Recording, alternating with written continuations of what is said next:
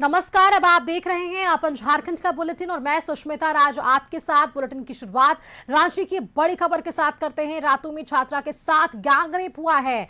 दोस्त के साथियों ने ये दुष्कर्म की घटना को अंजाम दिया है। कुल 8 बदमाशों ने दुष्कर्म किया। अब तक 6 आरोपियों की गिरफ्तारी हो चुकी है। बाकी की तलाश पुलिस की तरफ से जारी है। तो ये बड़ी खबर सामने आ रही है। रातू रोड इलाका ये बताया जा रहा है जहां छात्रा के साथ सामूहिक दुष्कर्म को अंजाम दिया गया। दोस्तों के साथियों पर ही ये घिनौना आरोप है। जहां कुल 8 बदमाशों ने ये दुष्कर्म किया है, जिनमें से 6 आरोपियों को फिलहाल गिरफ्तार भी कर लिया गया है। अधिक जानकारी के साथ इधर रुक कर लेते हैं राजधानी रांची का। हमारे साथ संवाददाता नैयर जुड़ रहे हैं। नैयर, क्या जानकारी मिल रही है, किस तरह से ये मामला सामने आया? और क्योंकि कुल 8 लोगों पर इसका आरोप लग रहा है, 6 की ही गिरफ्तारी हुई है, 2 अन्य आरोपियों की गिरफ्तारी के लिए क्या कुछ कार्रवाई अब तक फिलहाल?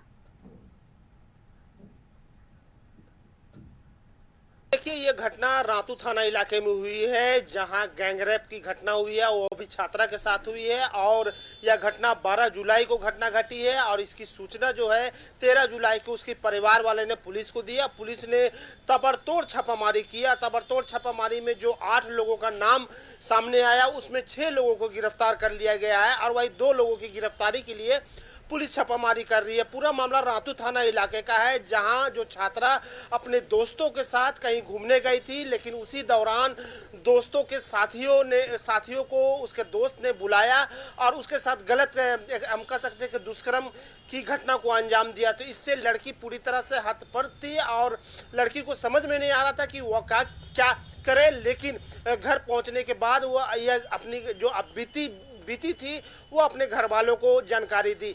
तो घर वालों ने मामले को काफ़ी गंभीरता से लिया और रांची के वरीय अधिकारियों से मिलकर इसकी जानकारी दी गई। तो तत्काल पुलिस एक्शन में आई और जो 8 लोगों का नाम जो सामने आया, उसमें 6 लोगों की गिरफ्तारी की जा चुकी है। और पुलिस के द्वारा यह बताया जा रहा है कि ज़्यादा जानकारी के लिए मीडिया को जो है प्रेस कॉन्फ्रेंस कर इसकी जानकारी दी जाएगी।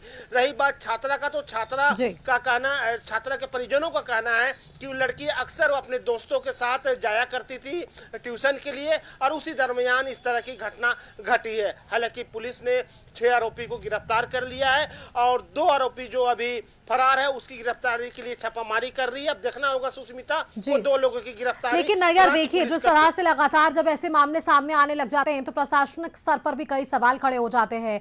जिस तरह से ये मामला सामने आया, आपने देखा कि ना सिर्फ दुष्कर्म की, बल्कि पिछले अगर कुछ दिनों की बात करें तो लगातार यहाँ पर अपराधियों ने दुस्साहस अपने दिखाए हैं और खुली चुनौती प्रशासन को लगातार दी जा रही है। ऐसे में प्रशासनिक स्तर पर क्या कोई बड़ी योजना है ऐसे आपराधिक किस्म के लोगों के खिलाफ कार्रवाई करने के लिए? क्या कुछ योजना उनकी तरफ से, क्योंकि इस तरह के मामले वापस से रिपीट ना हो, सामने ना आए? जी बिल्कुल, देखिए, प्रशासन अपनी तरफ से पूरी तरह से लगा हुआ है, वो चाहे बच्चियों की सुरक्षा हो या महिलाओं की सुरक्षा हो। लेकिन अपराधियों का जो है, एक तरह से हम कह सकते हैं, रांची के जो इलाकों में हौसला बुलंद है, क्योंकि इससे 4 रोज पहले भी इस तरह की घटना देखने को मिली थी तुपुदाना थाना इलाके में, जहां एक लड़की के साथ लगभग 4 से 5 लोगों ने सामूहिक दुष्कर्म किया था। हालांकि पुलिस ने तत्काल उसे गिरफ्तार कर लिया था। लेकिन जो घटना है रांची में, इस तरह की घटना से कहीं ना कहीं विधि व्यवस्था पर सवाल उठाए जा रहे हैं और इस विधि व्यवस्था पर जो विपक्ष है अक्सर सवाल उठाया करता है। और इधर भी चाहे वो जमशेदपुर का मामला हो या रांची में गैंगरेप का मामला हो, इस मामले को भी लेकर विपक्ष पूरी तरह से उग्र है और बार बार प्रेस कॉन्फ्रेंस कर जो झारखंड की विधि व्यवस्था हो, चाहे रांची हो या रांची के बड़े शहरों में विधि व्यवस्था किस तरह, उस पर सवाल उठाया जा रहा है। लेकिन सबसे बड़ी बात यहाँ सुष्मिता ये देखने को मिल रही है कि घटना तो हो रही है लेकिन गिरफ्तारी भी हो रही है।